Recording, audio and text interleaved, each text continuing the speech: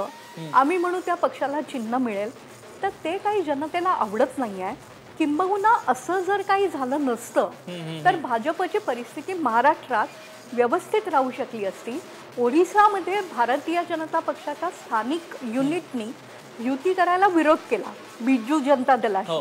त्याचे इथे परिणाम दिसत आहेत.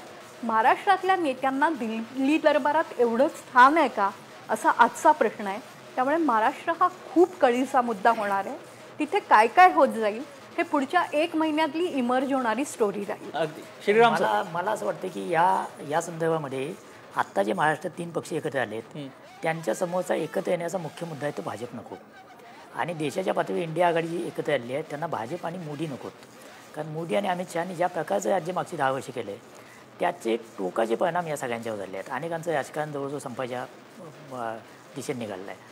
आणि असं जेव्हा होतं जेव्हा असाच काँग्रेसचा एक छत्रे अंमलाचा काळ होता त्यांनी असंच केलं होतं. तर तेव्हा त्याच्यावरची रिॲक्शन म्हणून बिगर काँग्रेस वाद पुढे आला. तसा आता बिगर भाजप वाद पुढे येतोय आणि तो पुढं मागची 5 वर्ष येतोय. पण आता त्याला काही प्रमाणात लोकांचं समर्थन मिळतं आहे असं दिसतंय हे कल बघता. तर महाराष्ट्राच्या पुरतं मला असं वाटतं की भाजपला दूर ठेवायचं असेल तर या 3 पक्षांना सगळे आपले काय वैचारिक वगैरे जे काही मतभेद असतील ते बाजूला ठेवून एकत्र राहावं लागेल. कारण आत्ताचा जो विजय दिसतोय म्हणजे याच जागा अशा राहिल्यात आहे तर त्यामध्ये तिघांनी एकमेकाला केलेली मदत आहे. शिवसेनेच्या लोकांनी काँग्रेस आणि राष्ट्रवादी काँग्रेससाठी सगळ्या महाराष्ट्रभर मेहनत घेतली. हे चित्र आपल्याला अविश्वसनीय वाटलं असतं 2-4 वर्षापूर्वी. ते प्रत्यक्षात आलं. तसंच काँग्रेसच्या लोकांनी केलं. राष्ट्रवादी काँग्रेसच्या लोकांनी काही ठिकाणी मतभेद आहेत जर सांगलीच्या जागेवर मतभेद झाले.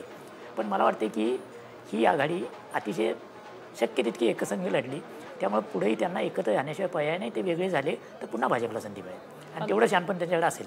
मला आता याच्यात इंटरेस्टिंग गोष्ट एक वाटते की भाजप म्हणजे मोदी नकोत का महाराष्ट्रातली भाजप नकोय ज्याचं नेतृत्व फडणवीस करतात. मोदी नकोत हे देशव्यापी आहे आणि इथली महाराष्ट्रातली भाजप ही शेवटी मोदी आणि शहांच्या निर्देशानं चालणारी भाजप आहे. म्हणजे फडणवीस निर्णय घेत आहेत असं आपल्याला दिसत असलं तर ते काही खूप स्वतंत्रपणे फडणवीसांना एक निश्चितपणे आहे. महाराष्ट्राच्या भाजपमध्ये आहे. देशाच्या पातळीवर महाराष्ट्रातले भाजपचे सगळ्यात मोठे नेते म्हणून त्यांचं मानलं जात असेल हे सगळं काय. पण अंतिमतः स्ट्रॅटेजी कारण चंद्राबाबू नायडूंसोबत एकत्र जाणं ही स्ट्रॅटेजी कोण ठरवतं तर मोदी शहा ठरवतं. नितीश कुमारांना फोडून घ्यायची स्ट्रॅटेजी कोण ठरवतं ते ठरवतात. तसं महाराष्ट्रामध्ये अजित पवारांना फोडणं किंवा एकनाथ शिंदेंचा पक्ष स्वतंत्र करणं ही स्ट्रॅटेजी म्हणून दिल्लीतच ठरली आहे. ती एक्झिक्यूट देवेंद्र फडणवीसांनी केली असेल.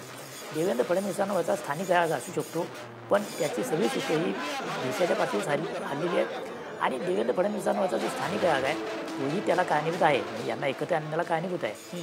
एक शेवटी काय आहे जो निर्णय घेतो जो समोर दिसतो त्याच्यावरचा तो राग असतो. पण मला वाटतं की पडद्यामागं ही सगळी सूत्रे दिल्लीतून हल्ली आहेत आणि भाजप किंवा मोदींचं नेतृत्व नको हाच खरा सिमेंटिंग फोर्स ह्या सगळ्यांच्या एकत्र येण्यामध्ये आहे असं मला वाटतं. अगदी आणखी एक गोष्ट आहे मॅम की